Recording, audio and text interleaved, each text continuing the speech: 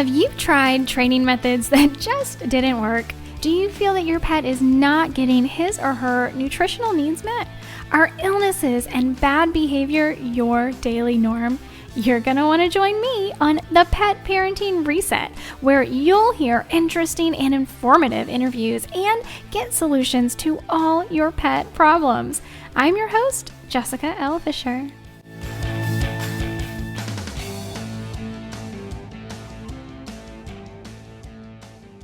Welcome back, pet parent. I'm so happy you are here. So today I want to talk about foods for our pets.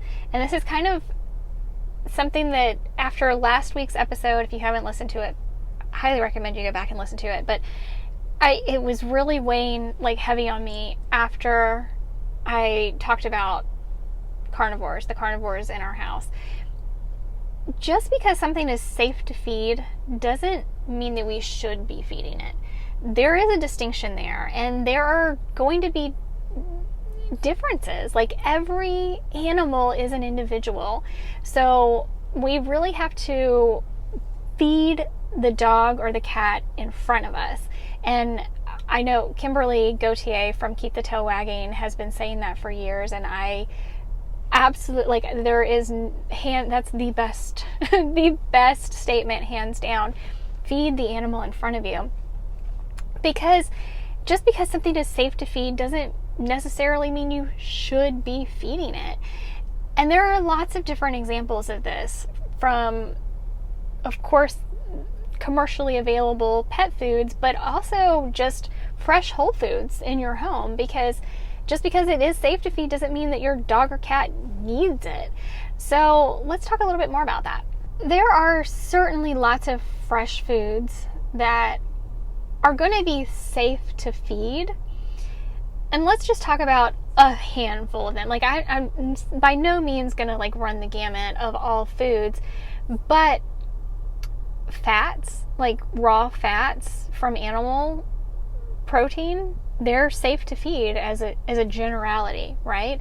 But animals with pancreatitis, certainly we don't want to be feeding them too much fat. And just in general, overfeeding fat can cause gut upset and diarrhea in dogs. So we don't necessarily want to feed a ton of skin and fat to our animals. It needs to be proportionate with the other fresh foods that we're feeding. Similarly, with foods like avocado, the flesh of the avocado is certainly safe to feed your dogs. But how much do you actually want to feed? Because it is a very fatty food. Now, those are very healthy fats, yes, but you don't want to overdo it. But let's talk about some other foods that we may not even think about, should I not? For example, fruits in general, sweet fruits like watermelon, cantaloupe, strawberries, raspberries, blueberries, the sweet fruits that we think of. Yeah, they're totally fine to feed to our dogs. And you know what? In moderation, here and there as snacks and treats, sure, wonderful. But if we're feeding a whole heck of a lot of it, or even just a little bit too much, they have a lot of natural sugars in them. We don't want to overfeed sugars in general. So even if it is a natural sugar, we don't want to overdo it. In fact, I wouldn't, if my dog even ate fruit, which she doesn't like it. She is very much a meat eater. If I give her anything that's not meat, she spits it out, I promise you. But if I were to try to feed her fruit every day of the week, that might be a little bit too much for her. Even if it's just a teeny little bit, that's still a lot of natural sugar for her body to digest. She might start gaining weight. She might have some inflammation going on in the body just because there's too much sugar being introduced. And even if we think of something as simple as the incredible edible egg, right? These are wonderful, wonderful, wonderful foods, and they are great sources of protein and lots of other vitamins. But when we feed too much egg, or specifically we feed too much egg white, that can cause what's known as biotin blockers in the body, creating nutritional deficiencies, because there can be an imbalance if your pet is getting too much egg white. And then we can get really into the nitty gritty of like, there are lots of different protein sources out there. There are lots of different animals in the world to provide to your pet to eat. Chicken, beef, turkey, pork, quail. People in Australia, they feed a lot of kangaroo. There's, buffalo. There's lamb. There's all sorts of duck, right? There's lots of different protein sources, and we can kind of get into the nitty gritty of heating foods and cooling foods and neutral foods when we talk about traditional Chinese veterinary medicine and how your dog's body responds best to different foods. I don't want to get too much into the nitty gritty of that, but again, thinking about your dog as an individual is very important. And my dog specifically runs hot. She's warm, and she gets overheated very easily being outside. So I do try to feed her more cooling or at least neutral foods. Grass-fed beef is considered a neutral food, and that's one of her favorite things to eat is grass-fed beef. So again, when we think about feeding the individual pet in front of you, a lot of these generalizations don't necessarily apply.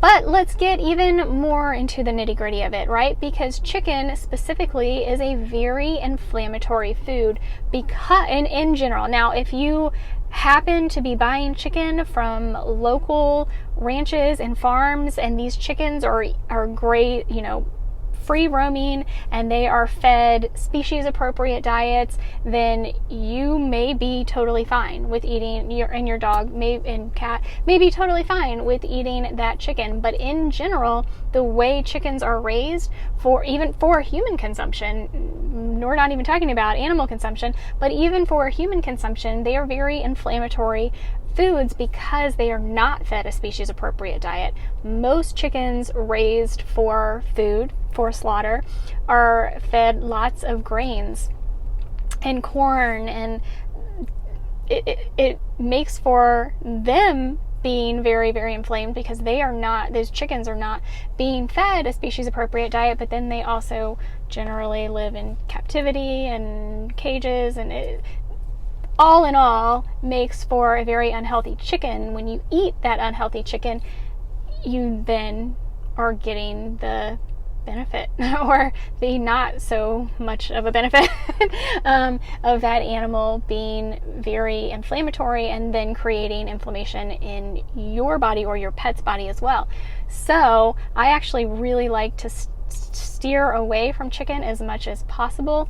I have 2 cats that I'm having a really hard time doing that with, but my cat's finicky eating behaviors are definitely for another episode. I have talked about it a little bit on Patreon, so if you're part of the Patreon family, you know the issues that I've been having with my cats. But at any rate, again, this is all about feeding the animal in front of you, and just because something in general is okay to feed doesn't mean you should be feeding it to your pet. So I started out with some examples of fresh foods that we in general think, oh, that's totally fine. Yeah, I can totally give that to my pet. It's a wonderful fresh food.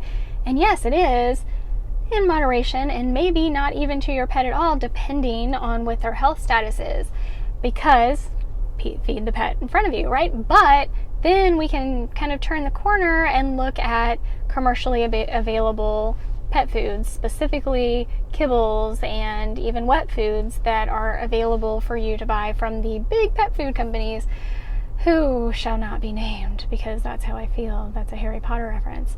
Those who shall not be named. But a lot of the ingredients that are in these foods, in my opinion, are not fit for consumption to begin with.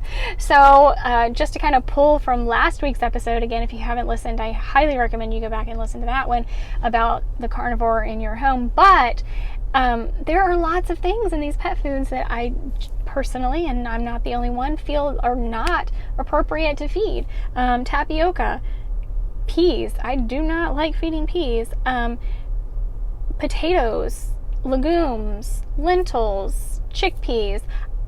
I don't think I know for a fact these are not species appropriate for our dogs or our cats. And I just don't think corn is a big one. Any sort of wheat. No, like just no. Any sort of wheat, none of this.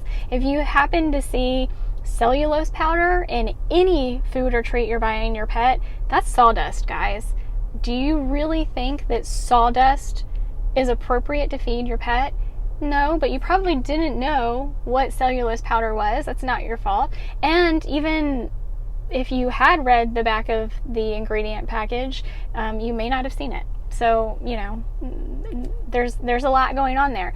So there's a lot of stuff in pet food. Carrageenan, by the way, is in a lot of foods, and a lot of wet foods, I know for a fact. It is known to cause GI distress and upset. This is something that should not be in our pet foods. So there's a lot to kind of wrap our head around that I really want you to start thinking, even if it's okay to feed it, should I be feeding it? So while, okay, it's not going to kill your pet today, tomorrow, maybe even in a year, it's going to potentially significantly harm their health in the long term, such as carrageenan, cellulose powder, corn, which is, goodness gracious. I mean, I could do a whole episode on corn. The corn we have today is not anything like ancestral corn or maize, right? It doesn't look the same. The nutritional value is not the same. Correct me if I'm wrong, but I am like darn near 100% sure there isn't a single grain of corn in the world anymore that isn't GMO. I don't know, maybe in some remote village that we haven't reached before, and there's some, you know, untouched humans living as nature intended that we don't know anything about. Maybe they still have good corn. I don't know. But corn is like, if I could pick one fresh food that I would say never, ever, ever any human, dog, cat, no animal on this planet needs to be ingesting, it would be corn. If I could only pick one, it would be corn, hands down. No human or animal should be ingesting corn. That's my personal opinion.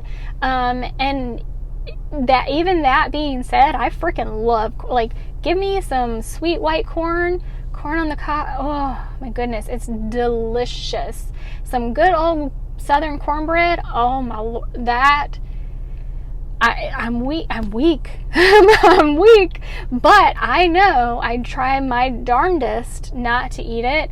If I do eat it, it's probably once a year at like Christmas or Thanksgiving, and that's it, because it's in my opinion the worst thing that we could be eating or feeding to any animal on this planet. But I've kind of gone off in a tangent here.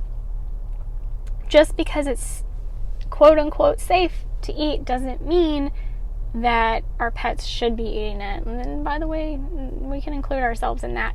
So really take a long, hard look at any ingredient panel of any food you're buying for your dog, for your cat, for your parrot, for your rabbit, for you. It doesn't matter. Any living being you are responsible and caring for.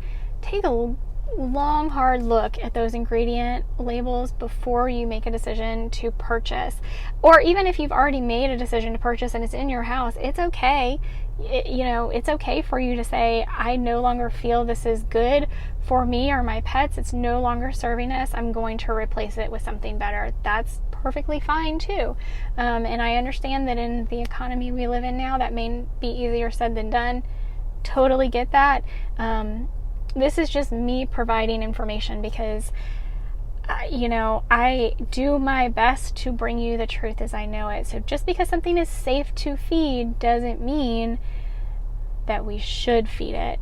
And remember that we are not feeding our animal. The goal is not to feed our animals to survive, but to thrive, right? We want our animals to be around, be as happy and healthy as they can be until the day they are no longer with us. They are no longer alive.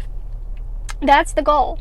To have a vitally healthy animal, and food is fuel for the body, but it's also medicine for the body. What we put in matters very, very, very, very much. So with that, I'm going to go ahead and end today's podcast. I hope it wasn't too naggy. I'm not trying to nag. I'm just trying to express my feelings and get information out there to you, and try to flip that switch in your brain so that you start thinking about things a little bit differently, because that's the key in life to success, no matter what it is we're talking about, whether it's raising your kids or being happy yourself or excelling in your job or career or as an entrepreneur or whatever it may be. Your mindset and how you think about things makes all the difference in the world. I'm no motivational speaker, I know that, but how you think about things, your outlook, your self-talk, your thought patterns and processes matter so much. I don't even, I was getting ready to go into a whole thing on depression, but let's not go there in this episode. Just understand that when we change the way we think, we can change our lives and the world, if you so choose to do so. So with that, I'm going to end the podcast today. I hope you and your pets have a wonderful rest of your night, day, week, weekend, whatever day you happen to be listening to this. Make sure to give them some extra love from me. And as a favor, please share this podcast with friends and family who also have pets. I would be most appreciative of you for doing that. I'll talk to you next week. Bye, guys.